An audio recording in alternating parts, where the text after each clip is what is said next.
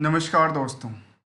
आज के stock learning करेंगे एक ऐसी कंपनी को लेकर के इसको बड़ा गर्व से कहा जाता है। हम लोग कहते हैं इंडियन, और इंडियन में एक कंपनी है जिसका नाम है इंडियन इन्फोटेक एंड सॉफ्टवेयर, जो कि पेनी स्टॉक की कैटेगरी के अंदर आती है। और इतना ही नहीं, ये भी देता है कि पेनी स्टॉक की कैटेगरी में आखिर क्या ऐसा था जो स्टॉक ने इस तरह की रिएक्शंस किया। जो लास्ट एक साल में करीब 26% की जो अर्निंग होना चाहिए था, वहाँ पे निवेशकों के पॉकेट से पैसा निकाल के लेके चला। दोस्तों, मैं कोई आपको कहानियाँ नहीं सुना रहा हूँ। इस इंडियन इंफोटेक लिमिटेड की स्टॉक के बारे में चर्चा करूंगा, जो एक साल के दौरान में स्टॉक की परफॉर्मेंस में करीब करीब 26% के आसपास की गिरावट दर्ज कर। आखिर स्टॉक में क्या है, जबकि स्टॉक में निवेशक की बात करें तो करीब करीब 4 लाख से ज़्यादा निवेशक बने हुए थे 30 जून तक की डेटा। 4 लाख से ज़्यादा के निवेशक बने हुए थे, जो कि लगातार बढ़ती हुई नजर आती है। आखिर यहाँ पे जो नए प्लेयर हैं वो आ रहे हैं क्या? ऐसा तो नहीं कि पुराने प्लेयर जो बल्क में लेके बैठे थे वो धीरे धीरे करके निकल रहे हैं, जहाँ पे चार्ट इनका ये कहता है जो लगातार स्टॉक में गिरावट देखने को मिली। और यहाँ ये भी कहता है कि क्या ये अपनी प्राइस जोन के आसपास ही ट्रेड करती नजर आती है।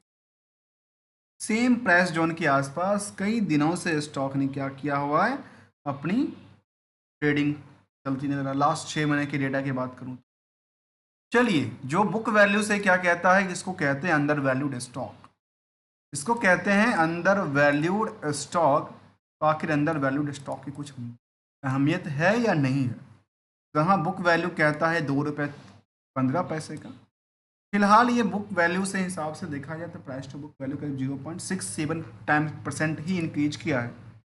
इंट्रेंसिक वैल्यू की बात ही नहीं करना चाहिए, क्योंकि ये उससे भी कम आंकड़ा देता है जो कि हमारे पास बुक वैल्यू था। समझ में आती है कि इनके पास एसेट्स की कोई वैल्यूशंस नहीं है। चलिए, लेकिन पेनी स्टॉक होने की वजह से जो इसी सेक्टर की जो कंपनियां हैं, आखिर सवाल आता है कि किस सेक्टर की कंपनियां हैं। नाम तो लगता है कि इन्फोटेक, जहाँ पे हम गर्व से लेते हैं इंडियन। ये कंपनी नाम से लगता है कि ऐसा तो सॉफ्टवेयर का कामकाज करती है, ऐसा है तो दोस्तों नहीं। इसका नाम उन्होंने रखा है सॉफ्टवेयर, इन्फोटेक एंड सॉफ्टवेयर, ठीक है। लेकिन नाम से कंफ्यूज नहीं होना है। इनका कामकाज देखिए क्या करता है। कहती है the lawn and the does trading of share.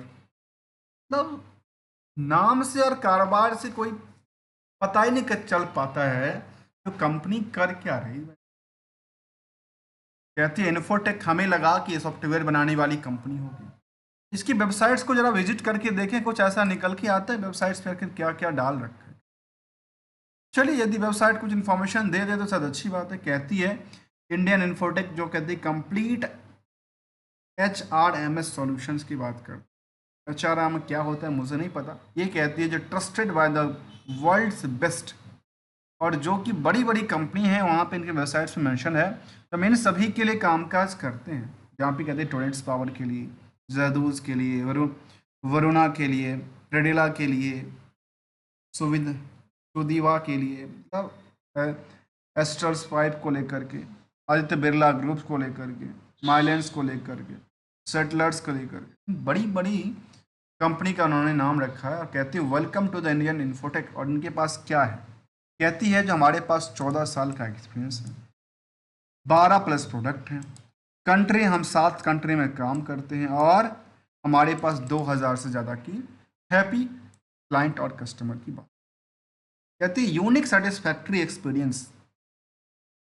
और आप कनेक्ट कर सकते हो। क्या कहती कहती है corporate solution make your success रिकम रिमार्केबल। कहती है आवर प्रोडक्ट है, सॉफ्टवेयर है, HRMS एंड द पेरोल की सर्विसेज प्रोवाइड करती है कंपनी।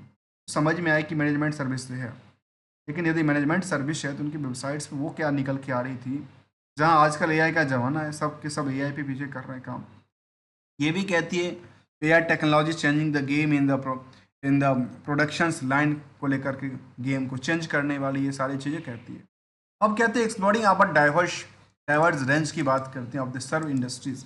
जहाँ कहती है pharma, textile, chemical in the manufacturing and the service provider, engineer and the food industries में हमारी कामकाज करते हैं।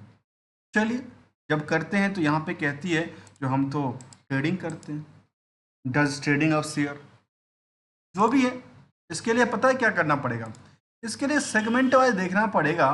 तो क्या इनका इनकम का सोर्स स्टॉक मार्केट से आ रही है या फिर आईटी सर्विसेज से आ रही है, ये जानना जरूरी होगा, या मैनेजमेंट सर्विस से आ रही है, जो कि फिलहाल अंडर वैल्यूड स्टॉक थी। अब हम आकलन कर रहे थे भीड़ को लेकर के। देखिए, छोटी स्टॉक है, ईपीएस कहता है केवल 1 पैसे का, डेट्स फ्री कंपनी है, करंट रेशो काफ़ी ज़्यादा 31 गुने की है।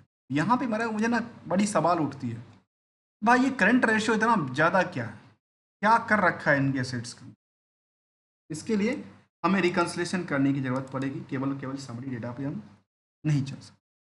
अब यहाँ पे देखा जाए ईपीएस के बेसिस पे, तो कम इस दुकान पे, जो इनकी दुकान है इंडियंस की, 143 गुने की भीड़ है, जो इनकी मेन क्वालिटी है। मेन क्वालिटी क्या है, 1 पैसे, कितना 1% की अर्निंग करता है, और 143 लोगों की भीड़ जमा हुई है, जो कि बाकी कंपनियों में केवल 23 लोगों की भीड़ है। तो यहाँ पे कितने गुने की भीड़ बढ़ चुकी है, मतलब इसके हिसाब से ये देखा जाए तो कहती है ओवर वैल्यूड है, इसके हिसाब से ये कहता है अंडर वैल्यूड है।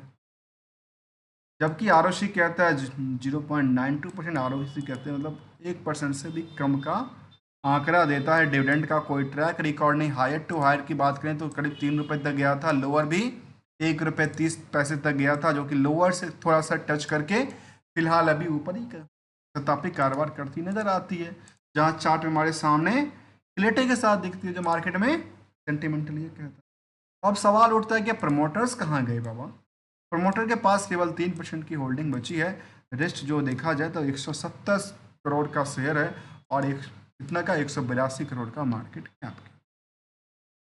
आइए इसको जानने के प्रयास करते हैं। दोस्तों, पहले बताऊं, मैं कोई भी ट्रेडर्स की बात नहीं करता हूं। I am not a traders, not an advisers, only as a market learner. और अभी तक आपने चैनल को सब्सक्राइब नहीं किया तो चैनल को सब्सक्राइब भी कर लीजिए, और प्रमोट करना चाहते हैं तो ज्वाइन बटन भी क्लिक कर दीजिए, जिससे कि हम बेटर्स लर्निंग को लेकर के और कुछ क्रिएटिव कंसेप्ट के साथ सामने हाजिर होंगे, जहाँ पे हम लर्निंग, अवेयरनेस और एजुकेशन की ही बातें करते हैं विदाउट किसी रिकमेंडेशन एडवाइजरी। केवल और केवल समरी डेटा को देख करके ये अंदाजा नहीं लगा सकते हैं कि कंपनी की क्या क्या दिखावा करती है। ये एक क्या है, एक दिखावे के तरह में हम कहते हैं कि, क्योंकि हम हमेशा कहते हैं कि प्रॉफिट एक दिखावा है। इस दिखावा के पीछे हमें बहुत सारी चीज़ों को जानना पड़ेगा। उसके लिए हम पहले चलते हैं इनकी पीयर्स में। इनके पीयर्स में कहते हैं कि बजाज फाइनेंस और जियो फाइनेंस जैसी कंपनी है। उन सभी कंपनियों की यदि इस कंपनी के सेक्टर से देखा जाए तो यहाँ पे भीड़ देखिए, बाकी कंपनियों में इतनी भीड़ अभी तक नहीं है, लेकिन यहाँ पे अभी भी कितनी भीड़ है, 142 गुने की भीड़ है अर्निंग के बेसिस। लगता है कि ये करोड़पति तो बना के छोड़ेगा, अब कैसे छोड़ेगा मुझे नहीं पता। आइए जानने के प्रयास करते हैं। और आप देख रहे हैं स्टॉक मार्केट लर्नर, कंप्लीटली हम किसी भी चीज़ को रिकमेंडेशन नहीं देते हैं, समझने के प्रयासरत रहते हैं। चलिए, कंसोलिडेट डेटा जो था वो 2015 के बाद बंद हो गया, फिलहाल कंपनी का स्टैंड लोन डेटा ही बचा हुआ है, और इसका आंकड़ा ये देता है इस चीज़ को लेकर के, सेल्स को लेकर के देखा गया कि जून में कंपनी के पास तगड़ी सी जून, आखिर वहाँ पे चल, मुझे समझ नहीं आया। मैं क्यों नहीं समझ पाया पता है, इसकी समझ इसलिए नहीं आ पाई इस कंपनी को लेकर के, जब हम केवल समरी देते हैं तो हमें कुछ और पता चलता है, जब हम बाकी चीज़ देखते हैं तो हमें कुछ और पता चलता है। इसमें यह देखा गया कि मार्च में तगड़ी आई, मार्च 23 में तगड़ी आई, मार्च 24 में कुछ नहीं आया, लेकिन जून में तगड़ी आ गई। तो ये हमें समझ नहीं आया आखिर जून में आखिर क्या ऐसा इनका सेंटिमेंटल बना। तो जून से जून हमने देखा कि लंबी तगड़ी चमकी। इसके अलावा की बात करें तो इसमें इसके हिसाब से पिछले पीरियड से लगातार इंक्रीज करती नजर आई। यहाँ पे 91% की ऑपरेटिंग प्रॉफिट मार्जिन की बात करती है, और यहाँ पे क्या करती है, 24% के आसपास गिर जाती है ये इनके लिए। जबकि अदर सोर्स ऑफ इनकम कुछ नहीं शो करता है, लेकिन नेट प्रॉफिट कहता है कि 3 करोड़ के आसपास यहाँ था, तो 2 करोड़ के आसपास, 3 करोड़ से नीचे ही रह गया, मतलब ऊपर तो गया नहीं। तो क्या कहना चाहिए इसको, क्या टॉप ऑफ द क्वार्टर भी नहीं कह सकते, टॉप ऑफ द पीरियड भी नहीं कह सकते हैं, तो परसेंटेज ऑफ ग्रो के बारे में इसमें क्या आंकड़ा देती है।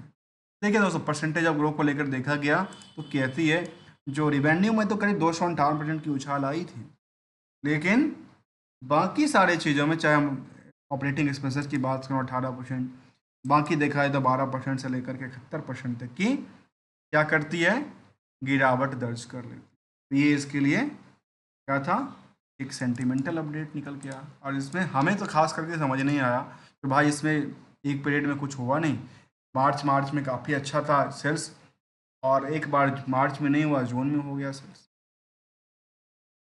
ईयर एंड ईयर बेसिस का भी चर्चा करें तो ये निकल के आती है सेल्स को लेकर के क्या क्या है। फिलहाल अभी 12 महीने के डेटा तो काफ़ी अच्छा है, उससे पहले पिछले पीरियड से गिरा हुआ था, और लगातार देखा जाए तो कंपनी के पास परफॉर्मेंस बढ़ी थी। कब से, 2021 के बाद, इसको लेकर के, सेल्स को लेकर के। उसके अलावा देखा जाए नेट प्रॉफिट को लेकर के आती है जो लगातार कंपनी नुकसान में थी। यहाँ तक नुकसान थोड़ा बहुत नहीं, 11 करोड़ तक का कंपनी नुकसान में थी, और नुकसान के बाद फिलहाल इसका सिचुएशन 1,72 लाख के आसपास की बनती है।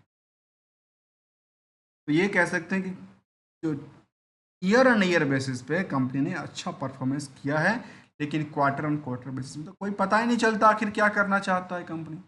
इसका ट्रेंडिंग की बात करें तो हमारे सामने रखा है, ट्रेंडिंग कहता है लगातार यहाँ पे प्रॉफिट है, अब प्रॉफिट आकर के यहाँ पे क्या किया, लॉस बुक कर दिया। प्रॉफिट आते आते लॉस बुक कर, आखिर क्या हुआ, यहाँ 5 करोड़ का सेल्स के बेसिस पे उनको प्रॉफिट होता है, और कई बार इनका नुकसान देखने को मिला। ये कुछ परसेंटेज वाइज की तरफ चर्चा करें, इनके बारे में देखने को मिला, जो रिवेन्यू के अंदर से लेकर के बाकी गिरावट थी, बाकी सारे में क्या थी, पॉजिटिव, जहाँ पे 520%, 30% तक की उछाल इन्होंने दर्ज किया है, जो हमारे सामने ये दिखता है। इससे इससे को कंपेयर, इससे कंपेयर, अब किससे किसको कंपेयर करके देखा जाए जो आप इसको देख पाओ। क्या नुकसान था तो यहाँ नुकसान से फायदा हो गया, नुकसान से फायदा होती नजर। आइए अब जानने की प्रयास करेंगे जो प्रॉफिट हमेशा क्या होता है, एक बुक्ड कोई वैल्यू है, इसके पीछे हमें जानना जरूरी है आर टू आर को, आखिर रिस्क टू रिटर्न क्या कहता है, उसके लिए मैं बैलेंस शीट की फिगर को समझना पड़ेगा। क्योंकि समरी डेटा के बेसिस में यहाँ पे हमने ये मार्कअप किया था, तो आखिर भाई यहाँ तो कुछ नहीं था, लेकिन यहाँ पे 31 का क्या है, कर क्या रही है 31 का। चलिए ठीक है, सबसे पहले तो बोरोइंग्स पार्ट हमने देखा तो कुछ है नहीं, अच्छी बात है। अब आती है, इनके पास कुछ बाकी एसेट्स की पार्ट नहीं है क्या, केवल और केवल इनके पास अदर एसेट्स की पोजीशंस खड़ी भरी पड़ी है, इन्वेस्टमेंट भी 3 करोड़ के आसपास का है। अब यहाँ पे मुझे एक चीज़ और समझ नहीं आई, जो कंपनी के पास अदर एसेट्स के अंदर 268 करोड़ का, मतलब ये समझ में आई कंपनी क्या लोन वगैरह बांटती है क्या, ऐसा कुछ आंकड़ा देता है क्या। यहाँ पे कहती है कंपनी जो क्या करते हैं हम भाई, कहती है वर्ल्ड के, और हम सॉफ्टवेयर बनाते हैं, कंपनी ऐसा कुछ कहती है, हमारे पास एक्सेस कंट्रोल डिवाइस हैं, अटेंडेंस मशीन की बात कर रही है, और अटेंडेंस मैनेजमेंट की बात करती है, मतलब एचआर से रिलेटेड कंपनी काम कहती है, हमारे काम मशीन बनाते हैं और हम बेचते हैं। जब ये मशीन बनाती है, हमें ये समझ नहीं आया इस कंपनी को लेकर के, इनके पास ये फंड कहाँ से आया, किस पर्पस का फंड है, कितना फंड है, कैसे है, इसके बेसिस पे हमने करंट रेशो का आंकड़ा किया। उधार तो कुछ नहीं कहता, लेकिन यहाँ पे 268 करोड़ काफ़ी ज़्यादा लगती है, जो एक समझ नहीं आ रहा मुझे। आपको समझ आया तो मुझे बताना। चलिए हम अगले कड़ी की तरफ चलते हैं, जहाँ सेंटिमेंटल की तरफ देखा जाए तो कंपनी कहती है एजीएम 42वां, कंपनी की 42 जन्म हो चुकी है, 42वां एजीएम करने जा रही है कंपनी, और इन्होंने कहा कि हमारे पास क्या था, कुछ हल्ट की बात करती है, कभी मोर देन द, लगातार वॉल्यूम में जंप करती नजर आई, वॉल्यूम में क्या हो रही है, नॉर्मल वॉल्यूम से लगातार जंप करती नजर आ रही है। अब आते सेगमेंट वाइज को, उससे पहले बैलेंस शीट फिगर को हम एक नज़र डालें तो कुछ समझ में आ गई। तो कहती है कि इनके पास एसेट्स तो काफ़ी बड़ी होगी, तो कहते हैं यहाँ पे देखिए वाई की बेसिस पे कैश और शॉर्ट टर्म इन्वेस्टमेंट की बात उन्होंने कहा, तो कहती है, कहता पता है कितना, कहते 47,000% की उछाल आई, जबकि बाकी जो चीज़ें थी यदि इन्होंने एसेट्स को 19% बढ़ाई तो लायबिलिटी उसको 62% की डेवलपमेंट की। ये भी तो फिगर देखना चाहिए। ये इतने हिसाब से इसका परसेंटेज कितना बैठता नजर आता है। अब आते हैं उस पार्ट को समझने के लिए जहाँ पे हम ये कंफ्यूजन में थे कि आखिर कारोबार क्या करता है। तो बीएससी के डेटा बेसिस कहता है कि इनको इन्वेस्टमेंट कंपनी के लिस्ट में रखा गया है। तो इन्वेस्टमेंट कंपनी के लिस्ट में रखा गया तो उनकी पीयर्स में देखा जा सकता है कि वीएलएस फाइनेंस हैं, टीएफएलएल हैं, ये सब कुछ कंपनियां निकल के आ। तो सेगमेंट वाइज वहाँ पे हमने देखा कहती है कि मशीन बेचती है, मशीन मैनेजमेंट का काम करती है। तो मुझे कुछ समझ में नहीं आ रहा था, इसलिए हमने जून 24 का Q1 का डेटा देखा। और इसका Q1 का डेटा कुछ कहता है क्या, कौन से सेक्टर से इनके पास पैसा आता है, कुछ ऐसा यदि आंकड़ा देता हो तो शायद कुछ समझ में आ सकती है। सेगमेंट वाइज कोई डिटेल देती है कंपनी? भाई सेगमेंट वाइज डिटेल की बात करें तो कंपनी के पास सेगमेंट रिवेन्यू, ऐसा कुछ भी रिवेन्यू सेगमेंट वाइज नहीं देती है। तो आखिर हमने किस सेगमेंट से आपने अर्निंग किया, केवल और केवल ये दिया जब हमने कंसोलिडेटेड डेटा के स्टैंडअलोन डेटा के बेसिस पे हमने अर्निंग किया है। वो हमारे पास अर्निंग का सोर्स क्या कहता है, कुछ डेटा निकलती है नहीं निकलती है क्या?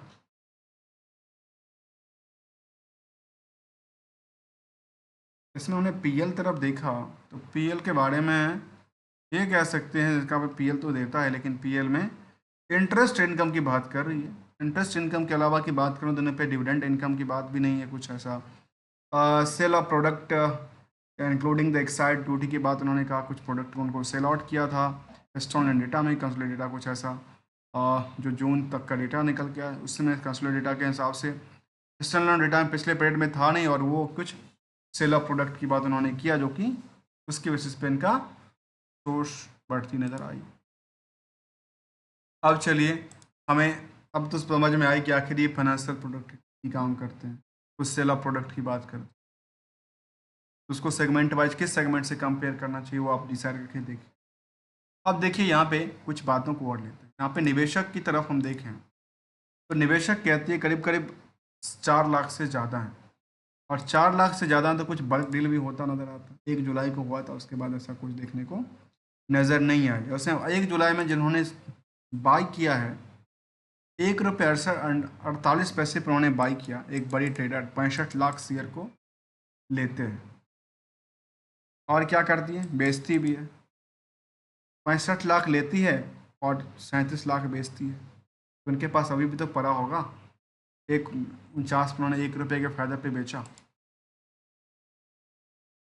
ये इसका आंकड़ा था। आज के टाइम में मार्केट कितना पे चल रही है, एक वही 1 45 पे चलती नज़र आती है, जो कि लगातार सेम रेंज में ट्रेड करती नज़र आती है। जहाँ पे निवेशक में जो प्रमोटर्स हैं, क्या प्रमोटर के पास कुछ और भी कंपनियों में प्रमोटिंग होल्डिंग है या केवल यहीं पे है? कहती है generative city share private limited, मतलब शेयर वाली कंपनी ही है, जो शेयर ट्रेडिंग वाली कंपनी होती है ना, वैसे ही कंपनी है जो अपनी पोजीशन इसकी कंपनी बना के रखी है। प्रमोटर्स भी वही है। पब्लिक की बात करें तो पब्लिक में सबके पास 4% की होल्डिंग देखने को मिलता है। इसका नाम है महावीर सिंह संधू, बाकी किसी के पास नहीं है। बाकी जो 4 लाख की भीड़ है आम निवेशक की भीड़ है, इसमें किसी ने 1% से ज़्यादा की होल्डिंग होल्ड नहीं किया। इसके बारे में कुछ सेंटिमेंटल देखा जाए तो वो एजीएम की बात करती है, बाकी कुछ ऐसा अपडेट नहीं था इसको लेकर के।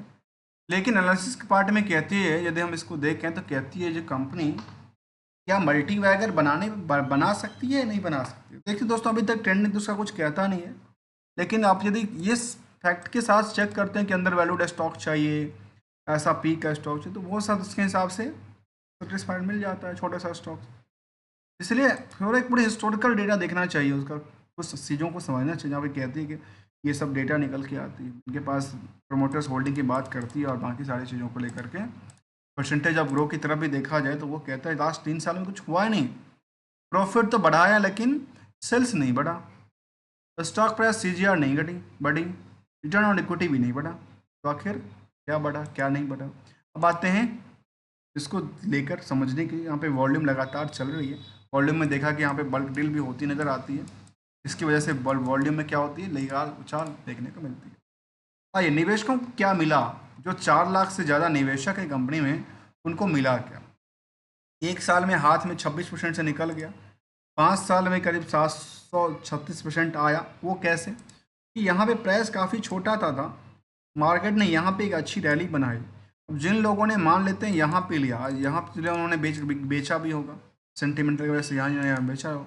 जिन लोगों ने यहाँ पे लिया उनका क्या हुआ?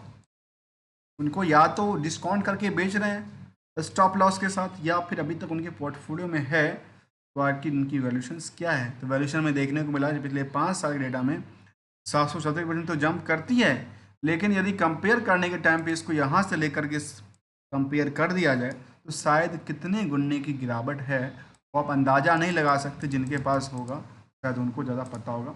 आते हैं गोल्डन रूल की तरफ। गोल्डन रूल क्या कहता है मार्केट? जो हमारी समझ की गोल्डन रूल है मार्केट की, वो ये कहता है जो आप हमारी अपनी रिस्क फैक्टर कितनी है। यदि मार्केट में इस तरह की चलती है, मार्केट इस तरह के नीचे गिरते हैं, तो हमारी रिस्क फैक्टर, अब हम यहाँ पे एंटर कर रहे हैं या फिर यहाँ पे कर रहे हैं, या एंट्री करने का टाइम कोई भी हो सकता है, तो आखिर रिस्क फैक्टर क्या कहता है? आप हमारी फाइनेंशियल पोजीशन के हिसाब से रिस्क फैक्टर देखना चाहिए, साथ में आपकी ग्रो टारगेट को देखना चाहिए, उसको हाइब्रिड बनाइए और एसएल को दिमाग में हमेशा रखना चाहिए। इसके बेसिस पे आपकी क्या होगी? यदि लॉस हो रही है तो क्या होगी? स्टॉप होगी, लगातार घटेगी नहीं, स्टॉप होके बंद हो जाएगी। अदरवाइज क्या होगा? लॉस लगती रही, आपने ध्यान नहीं दिया, तो हो सकता है काफ़ी सारा नुकसान भी झेलना पड़ सकता है। कल के डेट में कोई लेने के लिए तैयार नहीं होगा, डिस्काउंट के साथ भी नहीं लेगा, क्योंकि बिजनेस का कारोबार भी ऐसा नहीं होगा। हमने इनकी बिजनेस मॉडल भी देखा, जहाँ पे बिजनेस मॉडल सस्टेनिटी नहीं है, लगातार उछाल गिरावट देखने को बनती नजर आती है। जब ईयर और ईयर बेसिस का देख लीजिए, या फिर हम क्वार्टर ऑन क्वार्टर बेसिस का देख लीजिए, हमने इसको समझने का प्रयास किया। दोस्तों, thank you so much for joining here. दोस्तों, मैं कोई भी रिकमेंडेशन और एडवाइजरी की बात नहीं कर रहा हूँ। आप देख रहे थे stock market learner by Prabhat, और thank you so much for watching there.